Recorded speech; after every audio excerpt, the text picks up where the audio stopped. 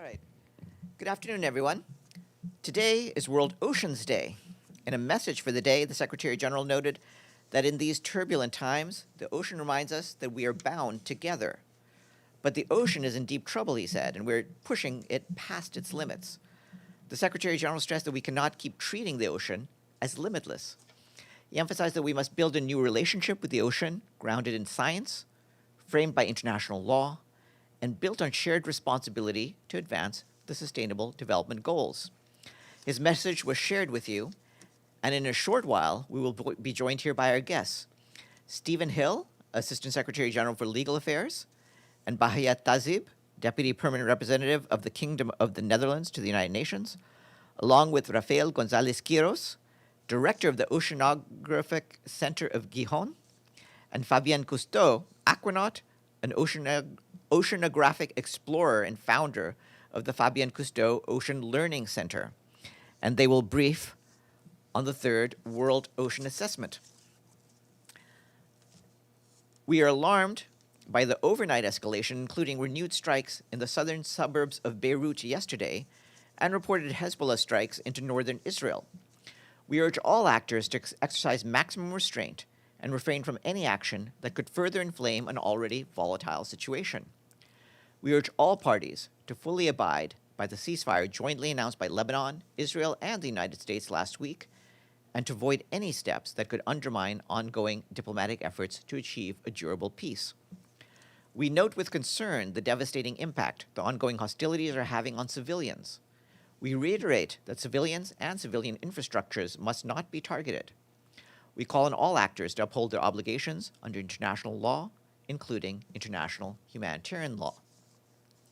Over the weekend, from Friday the 5th to Sunday the 7th of June, the UN Interim Force in Lebanon observed a high tempo of military activity across its area of operations, including 201 violations of Lebanese airspace by the Israel Defense Forces, including by helicopters and fighter aircrafts, totaling close to 288 hours of overflight time. UNIFIL recorded over 2,100 firing incidents originating from IDF positions, including from south of the Blue Line and from within the area of operations. The heaviest impacts were recorded in Sector East and areas immediately north of the Litani River. Dozens of projectile trajectories from north to south, presumably fired by Hezbollah, were also recorded, including several crossing the Blue Line.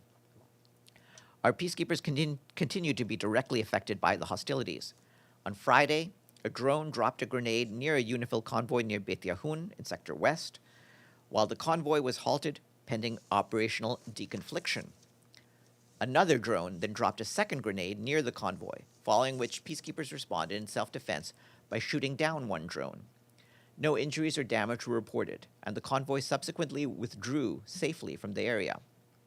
On Saturday, UNIFIL patrol reported that an IDF tank deployed a large smokescreen towards its position north of Attari in Sector West. Also on Saturday, UNIFIL encountered two freedom of movement incidents in Sector West. A convoy was blocked by civilians northeast of Ramesh, preventing its passage and forcing it to return to base, while in a separate incident north of Attari, an IDF tank obstructed a UNIFIL patrol and denied it passage, also leading to its return to base. On Sunday, UNIFIL held a solemn ceremony in Beirut to pay tribute to Staff Sergeant Milovan Jovanovic of Serbia, who was killed on Thursday, the 5th of June, after mortar fire struck a UNIFIL position near Marjayoun, honoring his service and sacrifice in support of peace in South Lebanon. The two other peacekeepers injured in the same incident continue to receive treatment and are in stable conditions. Despite the challenging circumstances, UNIFIL continues its daily activities in support of civilians affected by ongoing hostilities in the south. Yesterday, UNIFIL peacekeepers facilitated the safe evacuation of Lebanese Red Cross ambulances, carrying patients in urgent need of medical care who had been stranded for days in Ramesh due to intensified fighting along main access routes. Following coordination with the IDF, UNIFIL escorted the ambulances to Tir, enabling the civilians, including women and children, to continue onward to Beirut. And our humanitarian colleagues on the ground in Lebanon tell us that hostilities and displacement orders continue to claim lives and drive people from their homes. 5 collective shelters hosting displaced families in South Governorate had to be evacuated this weekend due to evacuation orders issued by the Israeli army. Local authorities in the south of the country and in Beirut report the collective shelters are at full capacity. Since last Friday, IDF evacuation orders have been issued for 17 villages across the governorates of South, Nabatea, and Bekaa, including 2 localities included in evacuation orders for the first time since the renewed escalation began in early March. The scale and uncertainty of these orders make them almost impossible to comply with safely, bringing into question their effectiveness, a requirement under international humanitarian law. Following the launch of last week's additional flash appeal, which called for an additional $331.5 million to help 1.4 million people, OCHA reports that without immediate funding, the humanitarian response could be disrupted as early as the 1st of July. We thank all the donors and all the countries who stepped up, but OCHA warns that available funds might run low enough that operations would begin to be scaled back, prioritized, or interrupted around the beginning of July unless more contributions arrive. Turning to the occupied Palestinian territory, OCHA reports that following missile attacks towards Israel since last night, the Israeli authorities closed the Kerem Shalom, Kerem Abu Salam crossing today, which has been the only crossing into Gaza that had been operational for cargo over the past 2 weeks. However, humanitarians were allowed to collect cargo from the Palestinian side of the crossing. Israeli authorities also closed Rafah crossing. OCHA stressed that people in the Gaza Strip rely on a steady flow of humanitarian and commercial goods from outside. The UN and our humanitarian partners work hard to maintain a sustained and predictable flow of supplies despite restrictions. Such efforts cannot be sustained if crossings remain closed. Against this backdrop, civilians and civilian infrastructure continue to be exposed to Israeli airstrikes, shelling, and gunfire, resulting in reported casualties and damage. Under international humanitarian law, civilians and civilian infrastructure must be protected. In the West Bank, OCHA warns of risks from debris from the interception of missiles, as seen during previous regional escalations. Meanwhile, violence affecting Palestinians across the West Bank persists. Last Friday, Israeli forces shot and killed a 7-month-old Palestinian baby in Hebron City and injured both parents when their vehicle came under fire as it approached an Israeli patrol. Israeli authorities have indicated the incident will be investigated. In Nablus, Israeli forces raided Balata refugee camp yesterday, arresting 1 Palestinian. Clashes with residents during the operation resulted in injuries and tear gas exposure.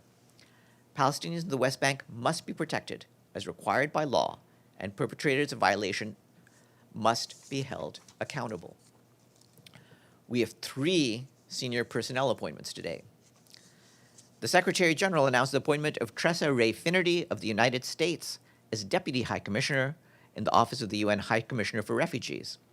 Ms. Finnerty will succeed Kelly T. Clements of the United States, to whom both the Secretary General and the High Commissioner for Refugees are grateful for her dedicated service to the refugee cause. Ms. Finnerty is a career member of the Senior Foreign Service, currently serving as the Chargé d'Affaires for the United States mission to the United Nations and other international organizations in Geneva. The Secretary General also announced the appointment of Anton Leis Garcia of Spain as Assistant High Commissioner for Operations, again in the Office of the UN High Commissioner for Refugees. Mr. Leis Garcia will succeed Raouf Mazou of the Republic of Congo, to whom both the Secretary General and the High Commissioner for Refugees are grateful for his dedicated service to the refugee cause. Mr. Leis Garcia currently serves as Director of the Spanish Agency for International Development Cooperation, Spain's Development and Humanitarian Agency. He brings to the position extensive experience in international cooperation and multilateral affairs, with a strong focus on development, governance, and partnerships. And last, the Secretary General also announced today the appointment of Edam Osornu of Ghana as Assistant High Commissioner for Protection in the Office of the UN High Commissioner for Refugees. Ms. Osornu will succeed Ruvendreni Manikdevala of Sri Lanka, to whom both the Secretary General and the High Commissioner for Refugees are grateful for her dedicated service to the refugee cause. Ms. Osornu, as you know, currently serves as Director of the Crisis Response Division at the UN Office for the Coordination of Humanitarian Affairs and Chair of the Interagency Standing Committee Emergency Directors Group. She brings to the position over 2 decades of experience in humanitarian affairs, including extensive leadership roles in emergency response and operational coordination. Prior to her current role, she held several positions in headquarters and in the field within OCHA. We wish them all the best. The Secretary General will travel to Haiti next Tuesday, the 16th of June, for a solidarity visit, during which he will meet men, women, and children whose lives have been affected by violence. He will see firsthand the humanitarian and security challenges facing the country, as well as efforts by national authorities and the international community to restore stability and support the Haitian people. While in Port-au-Prince, the Secretary General will assess the support given by the United Nations to Haiti in facing its multidimensional crisis, including the logistical and operational support to the Gang Suppression Force, in accordance with Security Council Resolution 2793. He is also expected to meet with the Prime Minister of Haiti. The Secretary General traveled to Haiti via the Dominican Republic, while in Santo Domingo, he is expected to meet with national authorities, and he'll return to New York on the 17th of June. The Secretary General, in a memorial ceremony this morning, paid tribute to 136 United Nations personnel who lost their lives in the line of duty last year. He told the audience, including the families members of the fallen staff, that their presence reminds us that for every life lost, there are people left behind, bonds of love and friendship that endure. Mr. Guterres said that the women and men we commemorate today include 97 civilian personnel and 39 uniformed peacekeepers, military, and police. They came from 32 countries, diverse in background, but united in purpose. Among them, he added, 80 served with the United Nations Relief and Works Agency in Gaza. More UN colleagues have been killed in Gaza than in any other conflict or disaster in the history of the United Nations, the Secretary General said. He asserted that UN personnel must never be targeted. Attacks on peacekeepers and humanitarian workers are a violation of international law, including international humanitarian law. Remembering our fallen colleagues, the Secretary General said that we must be brave enough to take a stand, kind enough to care for others, and dedicated enough to keep showing up. This morning, the Security Council held a briefing on the UN assistance mission in Afghanistan. Briefing council members, the Secretary General's Special Deputy Representative for Afghanistan, Georgette Gagnon, said that we are witnessing severe and growing restrictions regarding Afghan women and girls. She noted that recent UNICEF analysis makes clear that restrictions on women's education and labor participation are already costing the Afghan economy and undermining the country's longer-term economic development. Ms. Gagnon also noted that relations between Afghanistan and Pakistan remain strained, with continued border closures, security incidents, and military signaling. Edom Osorno, who we just mentioned a few minutes ago, OCHA's Crisis Response Director, also briefed council members on behalf of Tom Fletcher, the Emergency Relief Coordinator.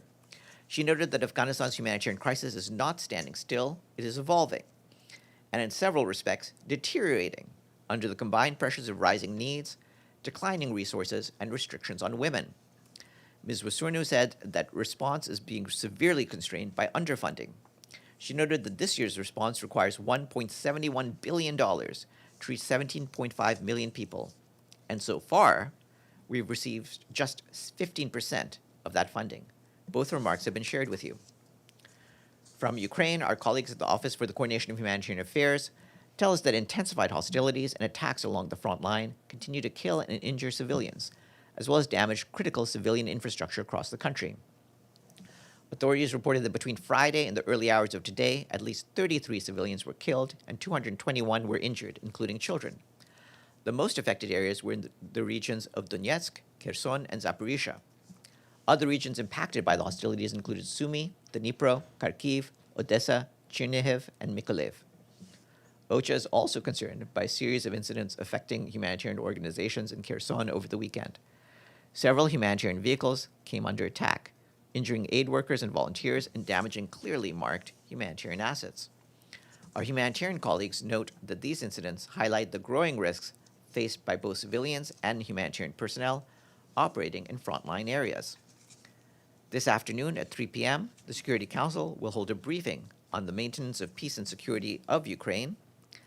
Rosemary DiCarlo, the Undersecretary General for Political and Peacebuilding Affairs, and Indrika Ratwate, the Acting Assistant Secretary General and Deputy Emergency Relief Coordinator, will brief council members.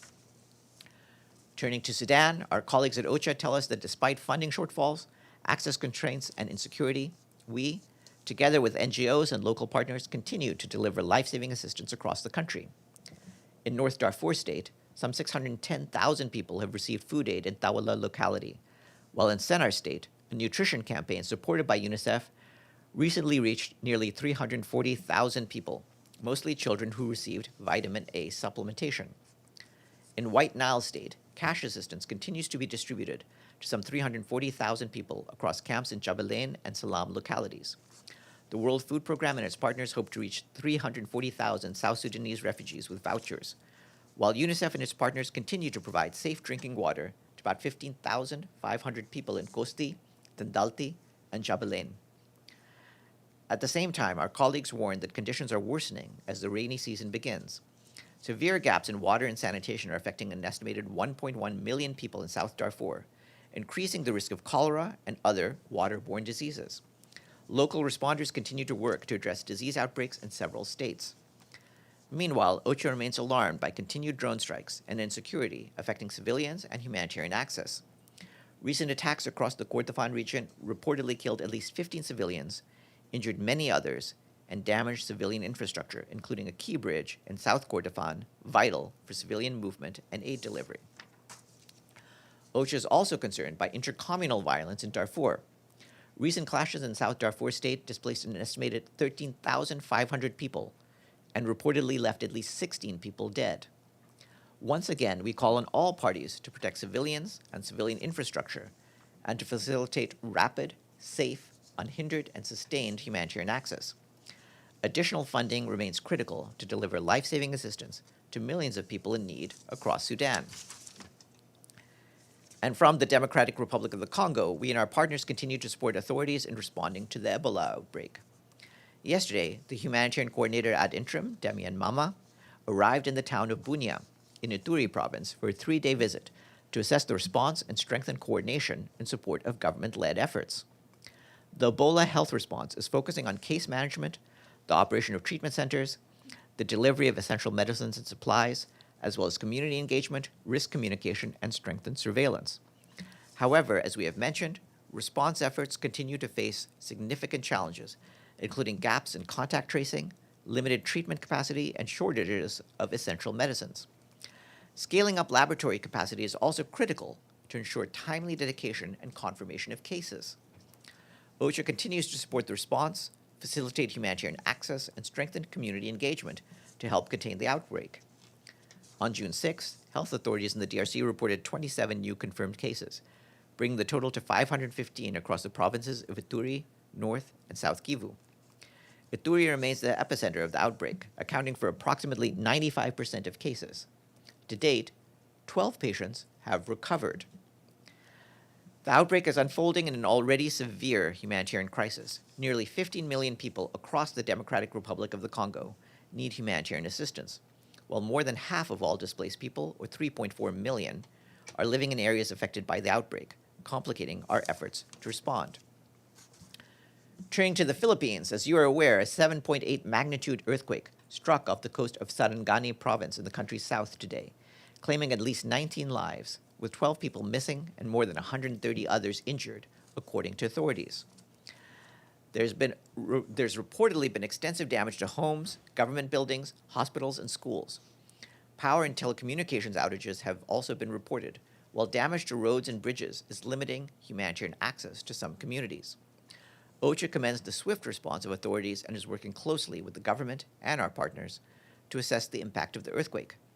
The UN stands in solidarity with all those affected during this difficult time and remains ready to support the response and recovery efforts.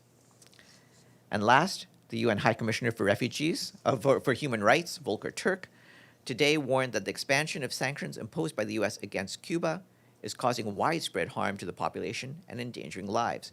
He urges that these sanctions be halted.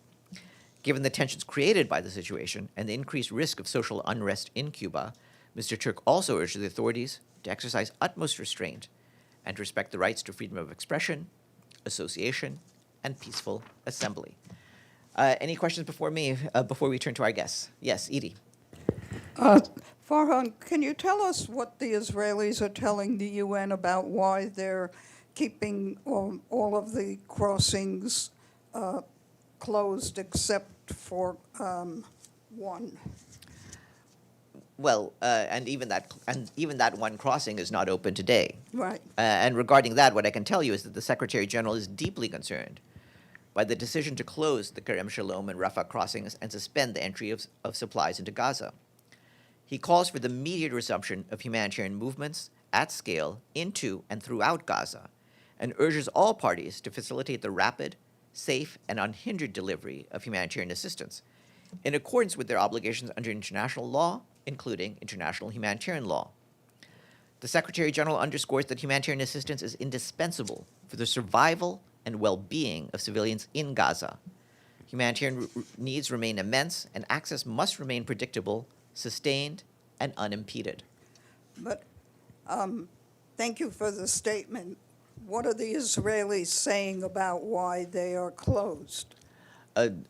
In terms of the events over the past 24 hours, they related to the reason they gave was the recent outburst of fighting. We do expect, by the way, a statement later today, as soon as we can get it, about the larger problems that have occurred in the region. But as you're certainly aware, we want all parties to abide by the ceasefires and to halt any further escalation. Yes, Amelie.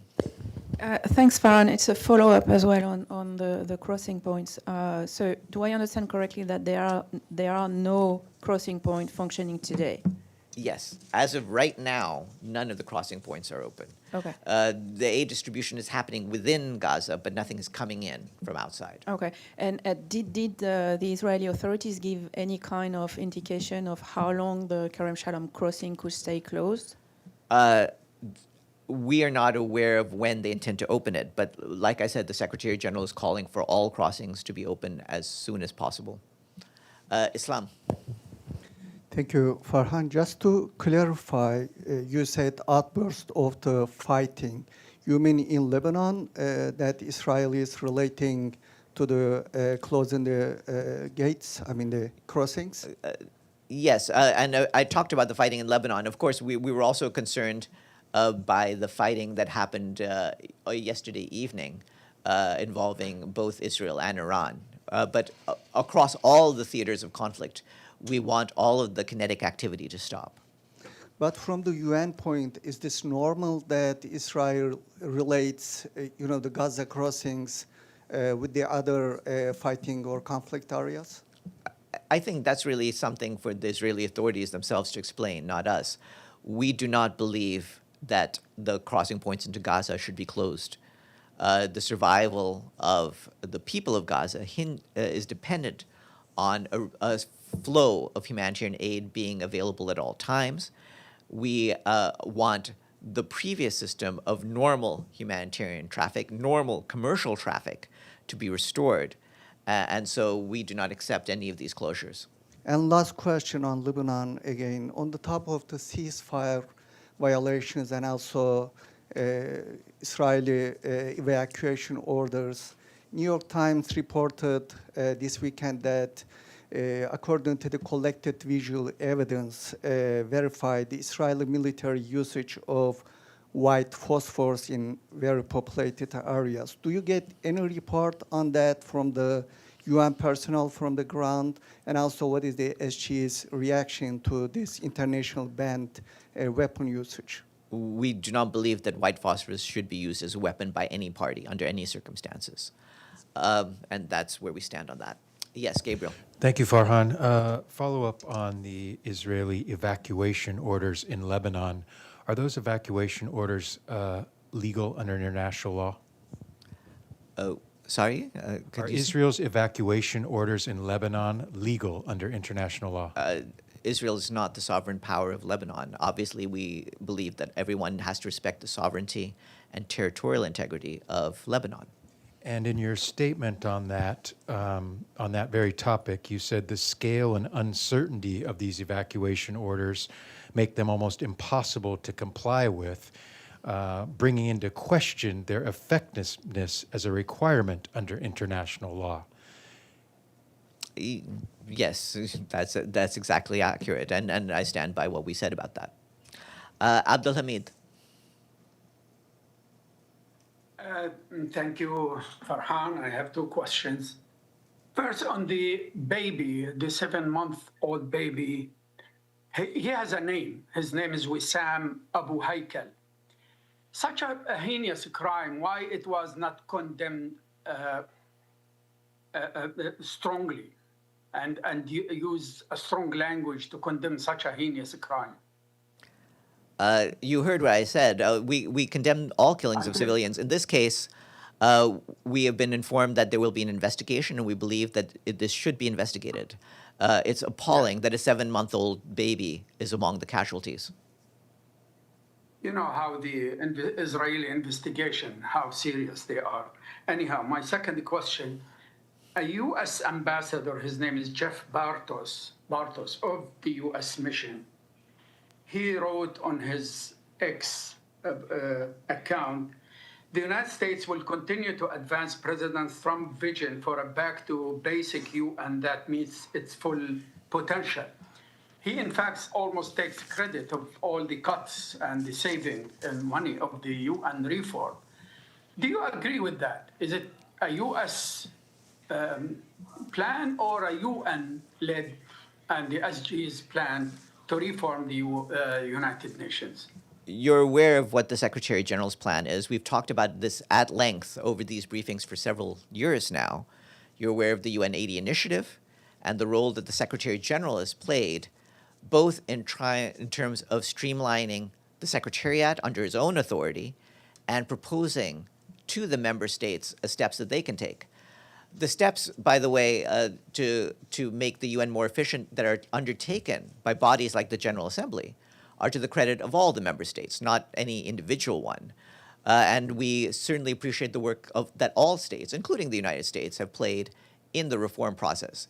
But certainly, you all have been attending these briefings, and you know exactly the role that the Secretary General has played in initiating these reforms. And with that, I will turn to our guests.